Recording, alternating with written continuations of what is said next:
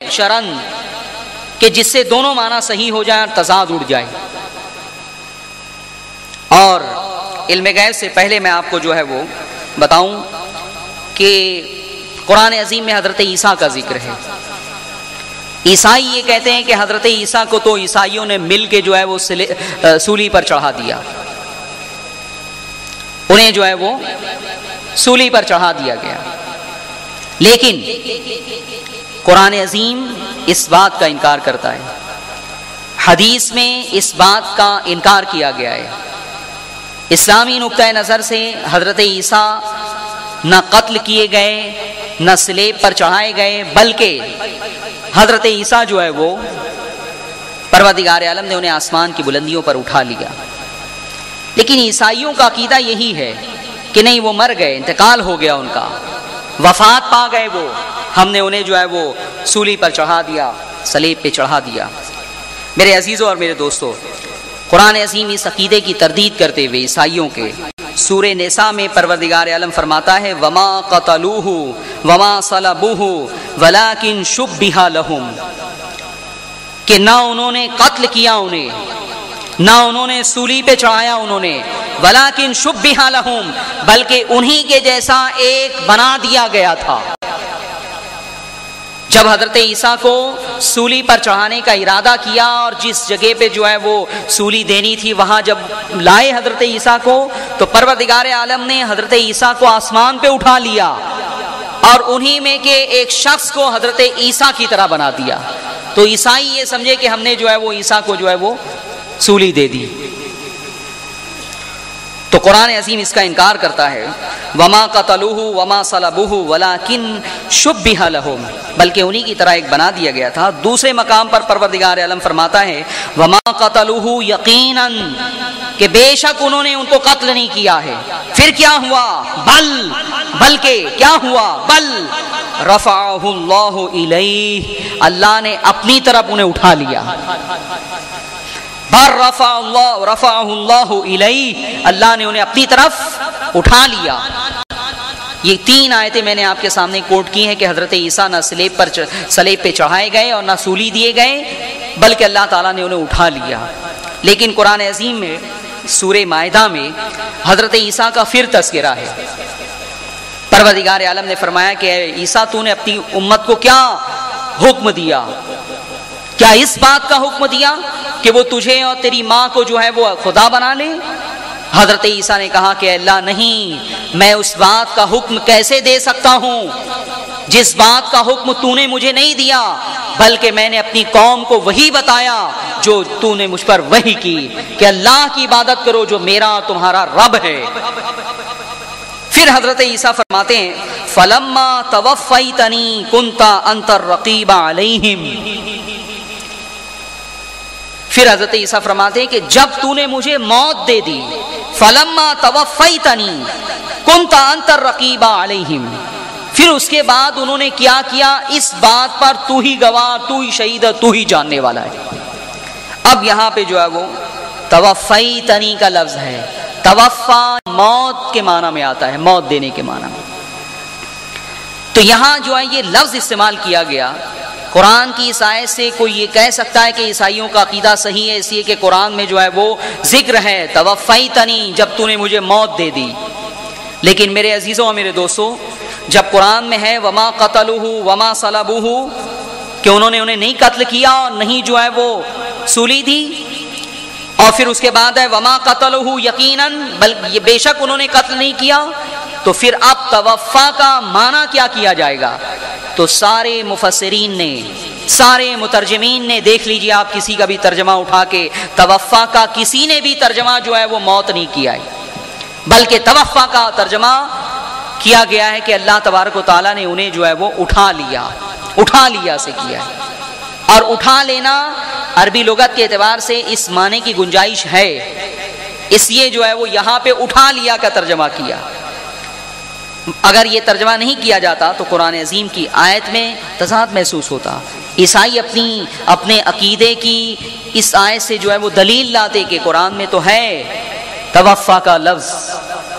بہرحال میرے عزیزوں اور میرے دوستوں، اب اس اصولی بحث کے بعد میں آپ کو بتاؤں کہ قرآن عظیم میں وہ کون سی آیتیں ہیں جس سے یہ استدلال کیا جاتا ہے کہ اللہ کے سوا غیب کوئی نہیں جانتا. اور الحمدللہ ہمارا عقیدہ دونوں قسم کی آیتوں پر ہے. سورہ نمل آیت نمبر 65 پروردگار عالم فرماتا ہے قُلْ لَا يَعْلَمُ مَنْ فِي السَّمَاوَاتِ وَالْأَرْضِ الْغَيْبَ إِلَّا اللَّهُ.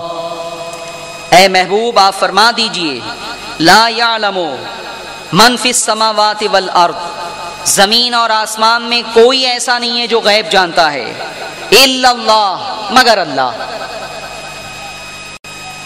یہاں علم غیب جاننے کی نفی کی گئی ہے کہ اللہ کے سوا غیب زمین میں آسمان میں جاننے والا کوئی ہے ہی نہیں.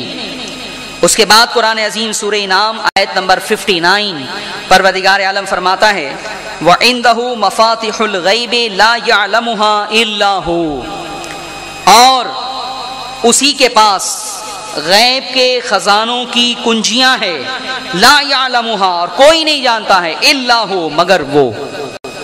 صرف غیب اللہ جانتا ہے. اس کے بعد اور بھی جو ہے وہ مختلف آیتیں ہیں جس میں اس بات کا ذکر ہے کہ اللہ کے سوا کوئی غیب نہیں جانتا. سورہ لقمان میں 5 چیزوں کی تخصیص کی گئی کہ ان 5 چیزوں کا علم کسی کو نہیں ہے.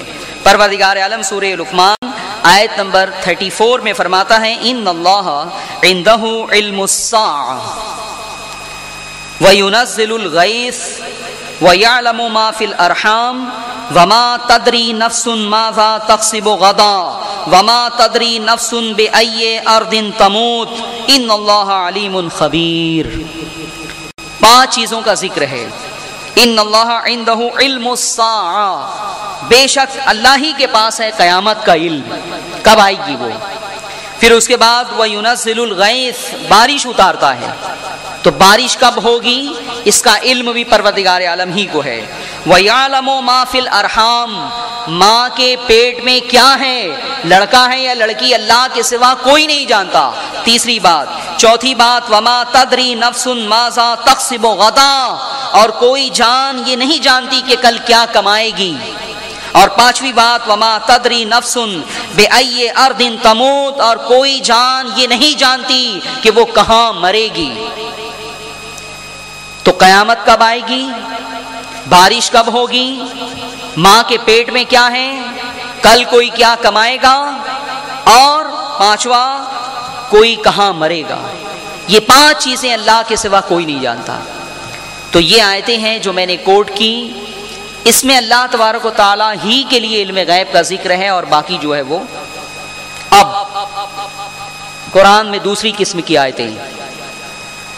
پروردگار عالم سورہ آل عمران آیت نمبر 179 میں فرماتا ہے وَمَا كَانَ اللَّهُ لِيُطْلِعَكُمْ عَلَى الْغَيْبِ وَلَكِنَّ اللَّهَ يَجْتَبِي مِن رُّسُلِهِ مَن يَشَاءُ. پروردگار عالم فرماتا ہے کہ اللہ غیب پر تم کو مسلط نہیں کرتا، تمہیں مطلع نہیں کرتا، غیب پر تمہیں مسلط نہیں کرتا، غیب کی اطلاع تم کو نہیں دیتا. پھر اس کے بعد تخصیص کر دی گئی کہ یہ سب کے لیے نہیں ہے، کچھ لوگ اس سے مستثنا ہیں. وہ کون لوگ ہیں؟ قرآن فرماتا ہے وَلَكِنَّ اللَّهَ يَجْتَبِي مِن رُّسُلِهِ مَن يَشَاءُ، لیکن اللہ جسے چاہتا ہے چن لیتا ہے اور پھر اسے غیب عطا فرماتا ہے. اب یہاں پہ جو ہے وہ اس آیت سے یہ ثابت ہوتا ہے کہ اللہ تعالیٰ جسے چن لیتا ہے رسولوں میں سے اسے غیب عطا فرماتا ہے. لیکن پہلی قسم کی جو آیتیں تھی اس میں صرف یہ تھا کہ اللہ کے سوا کوئی غیب نہیں جانتا. اس کے بعد سورہ جن میں ہے پروردگار عالم فرماتا ہے عالم الغیب فلا یظہر علی غیبہ احدا الا من ارتضی من رسول، کہ غیب کا جاننے والا اپنے غیب پر کسی کو مسلط نہیں کرتا، الا من ارتضی من رسول، مگر رسول میں سے جسے چن لیتا ہے. پروردگار عالم نے صاف طور پہ فرما دیا کہ اللہ تعالیٰ کسی کو غیب عطا نہیں فرماتا، کسی کو غیب پر مسلط نہیں کرتا، لیکن رسولوں میں سے جسے چن لیتا ہے، رسولوں میں سے جس کا انتخاب کر لیتا ہے، رسولوں میں سے جسے چوائس کر لیتا ہے، پھر اسے غیب عطا فرما دیتا ہے. اس سے ثابت ہوا کہ رسولوں کو غیب اللہ نے عطا فرمایا ہے. اب تیسری آیت، اس کے بعد میں وضاحت کروں گا.